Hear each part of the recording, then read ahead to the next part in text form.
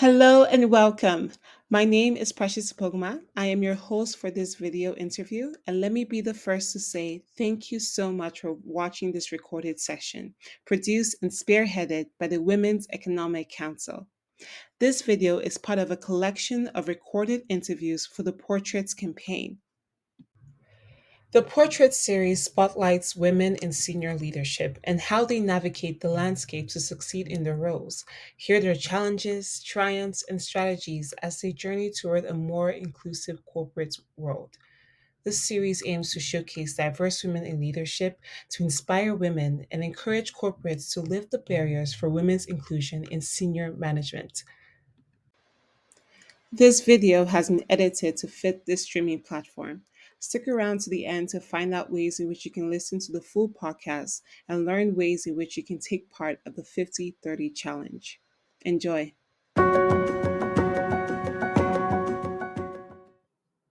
What is your take on organizations taking the tokenistic approach while recruiting?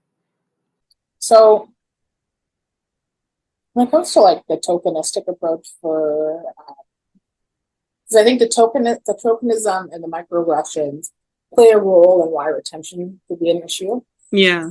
So from a tokenistic perspective, right, which is interesting, I'm just gonna say that like tokenization by virtue of what it is dehumanizing. We've reduced a person to particular characteristics by their gender identity, by their race, by their sex or their gender their gender orientation, etc. And it minimizes what their actual value add is to the organization. Because there's a difference in hiring a Black person to your org who also has the skill set to help your organization move forward because you're actively utilizing their leadership and their lived experience and their technical skills versus bringing someone in to create the illusion that there is change at your organization. Those are the two very, very different things. You can center, in my opinion, you can make a decision where lived experience also informs the person being brought into your organization because by virtue of their lived experience, they ask different questions, they understand maybe a particular community that you folks are trying to serve, etc. But if you aren't actively valuing that work is it well paid? Are you taking in the suggestions are you implementing the suggestions that they've made? Are they able to direct certain areas? Do they actually have a value add to the contribution of the organization? You've literally just brought them in to look pretty or to create an illusion or to check off a particular output by virtue of your strategic goals as an organization or deliverables, which is, I know this because I see it. And I also help some organizations as they try to approach their EDI strategy where I tell them, don't do that because it is going to look like X, Y, and Z. And it's oftentimes because these organizations haven't actually confronted that they are racist, homophobic, transphobic. It's interesting.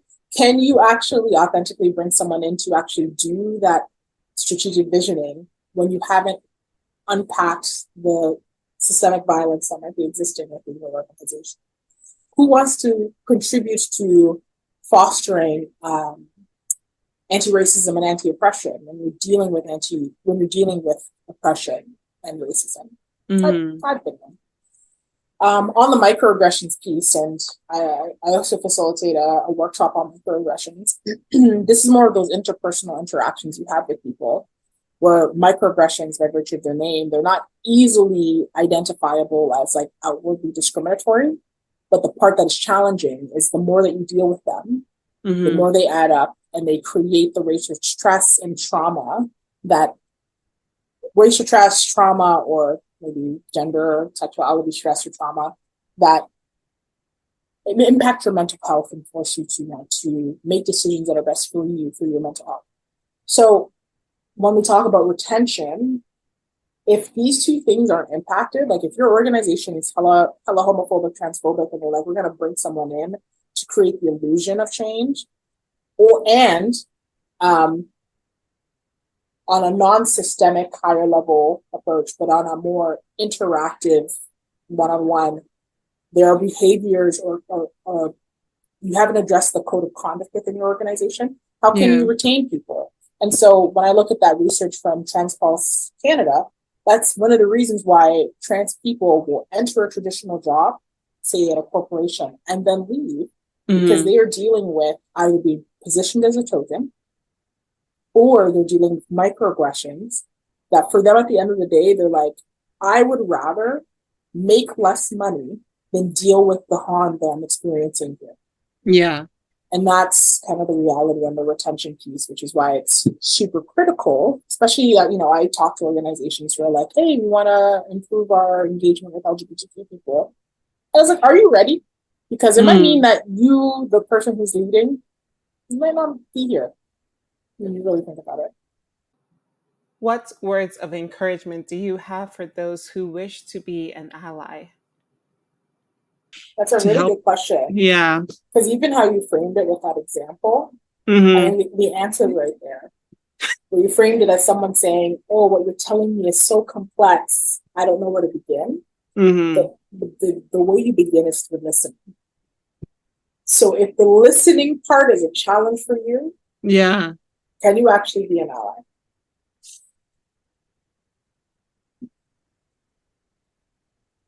For me, that's the first thing, right? Is listen, right? And if you think it's complex as a listener, imagine what it's like to live that complexity, right?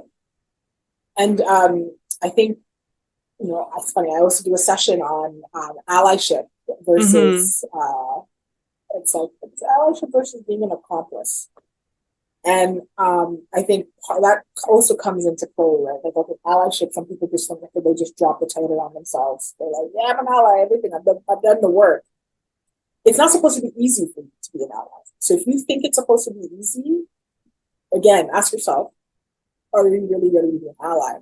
Because where I think it really matters is in your willingness to make sacrifices and sacrificing your own privilege for the betterment of a group that you don't belong to. And so there's a lot of people who've been talking about being an accomplice, right? In terms of disrupting, in terms of centering uncomfortability. And part of it is also your own individual uncomfortability. Can you stand up in a room full of other white people and call out the racism that's in the room? Can you, as a cisgender woman, speak to other cisgender women about the transphobia that they are weaponizing against other women who live in our, who exist in our community? That's uncomfortable work, and it's not supposed to be easy. And so, if you think allyship is supposed to be easy, take a step back and ask yourself why. Now, that isn't supposed to, I'm not framing this as a deterrent, because yes, there are simple ways for you to show up. But if you're really talking about systemic change, that is not easy work. That requires disruption, and it requires a disruption of what we consider being comfortable. But if you are looking for accessible tools for allyship, those are there. Those are easy things. There's a toolkit on, like, you know, how to be an ally, the easy version. But I would implore people to think beyond easy option. And I think that easy option is going to require that active listening and that willingness to be uncomfortable. That when you look at the other side, then you really start to see people be like, "Ooh, whoa, I don't know." Just like, "Oh, okay, I like it." I'm curious, how do you take care of yourself? So I should have laughed. I should have laughed. Well, yeah, that's a good question. Because when you're so focused on taking care of others, when you're trying to take care of yourself, this is where I don't lead by example, because your girl's tired. I am tired. I am usually thinking about everybody's emotions first, and what I try to do is to practice radical self-care that are based off Black feminist principles, including the one from the person who talked about self-care before it became turned into a neoliberal invention, about self-preservation. So Audre Lorde has a quote that says, "Taking care of myself is not," what's her phrase? Hold on, I'm gonna pull up the quote for you, because I do think it's beautiful to say. Audre Lorde, self Preservation. Oh, I remember now. Caring for myself is not self-indulgence, it's self-preservation, and that in itself is an act of political warfare. Mm. So it isn't about buying something, although I like my little miniatures. I love them. Those bring me joy. They're so cute. I should not be spending money to bring joy. That's how they get you. That's how the system gets you. That you need to spend money to take care of yourself.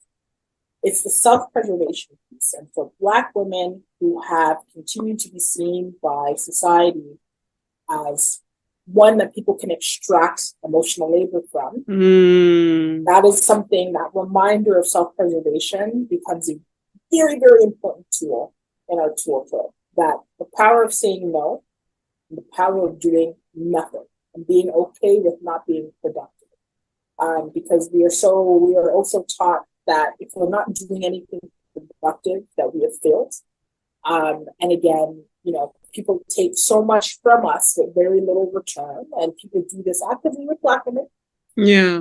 So to be able to say no is how I take care of myself, and to be able to do nothing is a way for me to take care of myself. And some people are like, "What do you mean by do nothing?" I mean, like, no, like, do nothing. Do you know how difficult it is for a woman like me to do nothing? Even my extracurriculars involve like something work related, whether social justice or I'm in a board meeting or something. Like, someone I'm at the gym up there, but like that's different. Or if I'm playing rugby, that's different. But like, yeah, no, doing nothing. Like, like, oh, I'll just watch a random television show, which I still struggle to do. Like that is taking care of myself, because the reverse is overextending myself for others with nothing in return. That's the problem.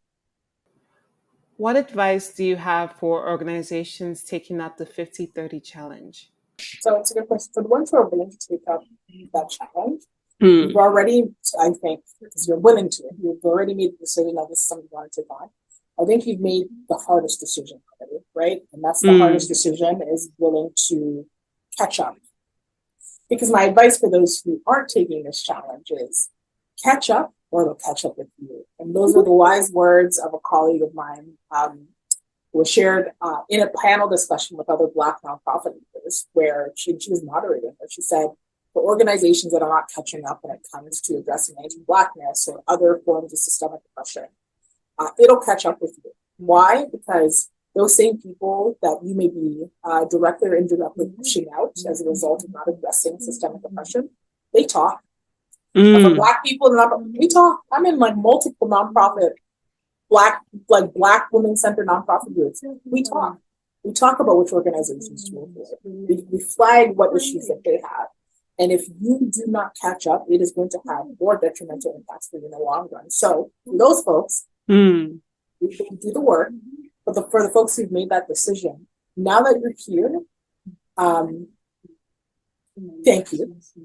And realize that the journey doesn't just begin or end here. It's an ongoing journey. And so really think about that for your organization, your cooperative, your business is, if this journey is going to be a long-term one, what's the plan from a sustainability perspective? Like money within a budget. Are there particular rules you need to create to ensure that this work is sustainable, that it's being measured, that you're reporting back on it, that you're seeing that tangible change? Those are the things that you guys will definitely have to think about now that you're here, but happy you made the first step. Yeah. I agree. And also, you said it, budget. There needs to be money involved. There needs to be money involved. Otherwise, there's no stake in it. And Absolutely. There's also, it's not as effective. Thank you so much, Debbie. You're so welcome. Thank you so much for watching. To learn more about the 50/30 challenge or to listen to the full podcast in its entirety, please go down below to the description box to find the respective links.